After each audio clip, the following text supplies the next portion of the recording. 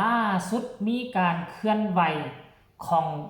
ฟุตบอลหญิงของศิลปินเขตภาคอีสานจับสลากแบ่งทีมออกเป็น4 สายแล้วอายอยู่ทีมของผู้ใดกันแท้สบายดี FC แฟนคลับทุกทานมาพบมาพ่อกันอีกคลิปหนึ่งทานผู้ชมเนาะซึ่งเป็นคลิปแรกแหกมานของเศร้ามือนี่มีเรื่องราวข้อมูลข่าวสารอัปเดตการจับสลากเนาะคนควายเอาศิลปินยิงไปแข่งขันฟุตบอลมิตรภาพร่วมกันทำอิดค่อยก็คิดว่ามีเพียงแต่10 คนเท่านั้น11 12 คนเท่านั้นแล้วก็สิไปแข่งขันไปเตะกันกับหน่วยงานนั้นหน่วยงานนี้มันบ่แมนได้ทานผู้ชมเอ้ยมันบ่แมนเด้อศิลปินยิ่งทั่วภาคอีสานป้ารวมแล้วทุกคนเอ้ยค่อยเบิ่งแล้วเบิ่งแม่แบ่งเป็น4 ทีมแต่ละทีมนี่มี18 คนพุ่นน่ะพวกเจ้าคูณเอา4 ทีมทีมละ18 คนโอ้โห40บ่ต่ำเกือบร้อยชีวิตของศิลปินแล้วน้องอายสกุลนพรอยู่ใส่มีอายมีฮักแพงนี่เป็นตัวแทนของสาวน้อยอายนี่เป็นตัวแทนของเสียงวีหกจับสลากกันเป็น4 ทีมแล้วมีโค้ชเป็นของตนเองอายได้มาแชร์โพสต์หนึ่งบอกว่าได้อยู่กับพี่ลำเพลินเด้อจ้าว่าซั่นเด้จับสลากรายชื่อแบ่งทีมนักเตะผู้หญิงแบ่งออกเป็น4 ทีมป้า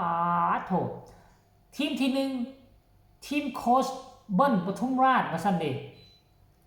ทีมที่2ทีมโค้ชลำเพลินวงศกร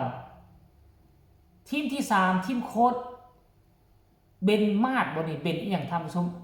ทีมที่4นี่โค้ชฝ่ายเมฆะป้าฝ่ายเมฆะมาเป็นเนาะเดี๋ยวค่อยสิมาอ่านแต่ละทีมมีชื่อผู้ใดแน่ท่านผู้ชมทีมแรกนี่ทีมของเบิร์ดทุ่งราชนี่นะผู้ที่1เนี่ยโฟร์โมสผู้ที่2เนี่ยอัญญาศิลปินที่3นี่ปั้นที่4นี่ลีที่5นี่ฮักแพงวรัญญพรตัวแทนของสาวน้อยที่6นี่อันวสันเดที่7เชอรี่ที่8อิมที่9แม่ทับดอกเหมยที่10นี่อายจริงๆวสันเด11ตักแตน12มอส13ยุงหญิง14ดาด้า15วสัน16กรอยใจ17เอ็ม18ออมแอมเอาออมแอมนี่ก็บ่แม่นจากสาวน้อยบ่วันนี้อันดับ2นี่ทีมที่2เนาะทีมโค้ดลำเพลินนี่มีผู้ใดแน่มีน้ำเพชรสตูดิโอมีพิงปราณทิพย์มีขนมพิงว่าซั่นเด้ที่4นี่หญิงอ้าวหญิงการอย่างนี้การจะเอาอ่านบ่ได้ที่5ผัดไทย6บิว7นก8อุ้มอิ่ม9เม10อ๋อย10เป็นออยเลอร์11แอนนี่12อายมาแล้วอายอยู่ทีมนี่12อาย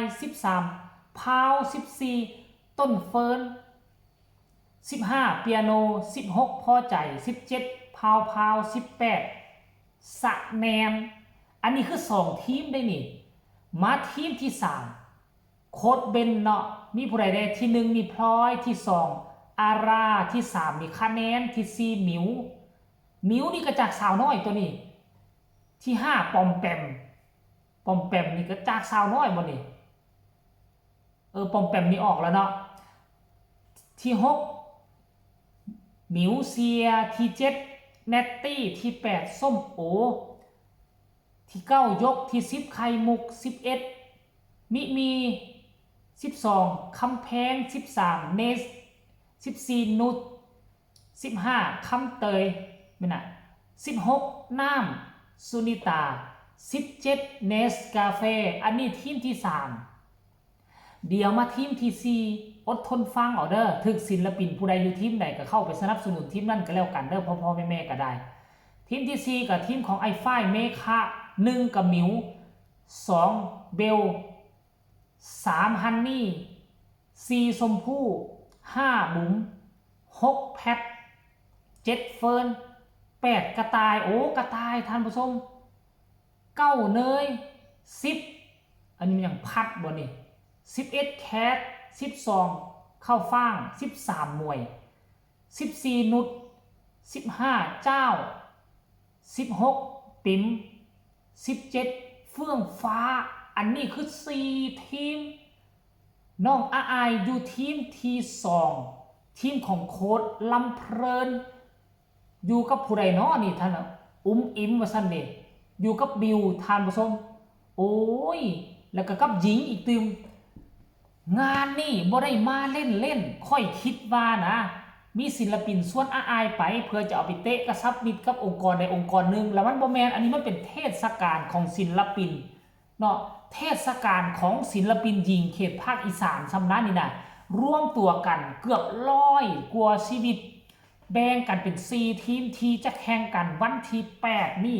อาอายอยู่ทีมใดกับศิลปินคนใดพอแม่ก็คงจะหู้แล้วแหละท่านผู้ชมดังที่ค่อยอ่านมาแล้วอยู่ทีมที่2ของผู้ใดก่อนของ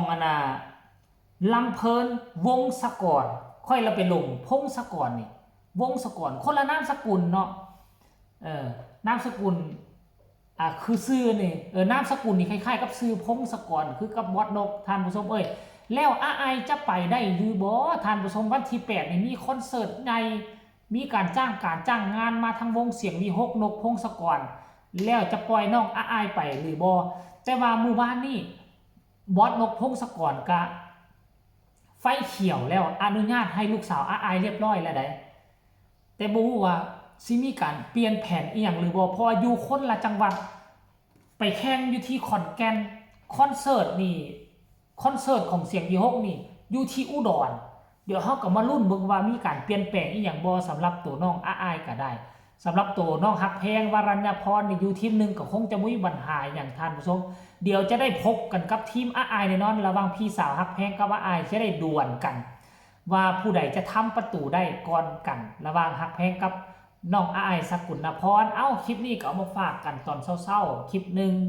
ก็ฝากทุกคนเอาไว้เพียงซ้ำนี้ก็แล้วกันเด้อพ่อแม่แฟนหมอลำมักศิลปินคนใดศิลปินตนเองอยู่ทีมใดก็ให้เข้าไปเชียร์ทีมนั่นก็แล้วกันฝากกดไลค์ฝากกดแชร์ฝากกดติดตามขอคนละ1ไลค์ขอคนละ1แชร์ท่านผู้ชมที่สำคัญก็บ่ต้องกดข้ามโฆษณาเบิ่งให้แน่จักเล็กจักน้อยเบิ่งให้แน่จัก3-4 วิก็ยังดีใจท่านผู้ชมใครมีความคิดความเห็นแนวใดต่อกับโครงการนี้ต่อกับกิจกรรมนี้ดีหรือบ่ดีก็สามารถคอมเมนต์กันมาแลกเปลี่ยนบทเรียนกันได้ทางใต้คอมเมนต์สำหรับคลิปนี้กล่าวอำลาพาจากสบายดี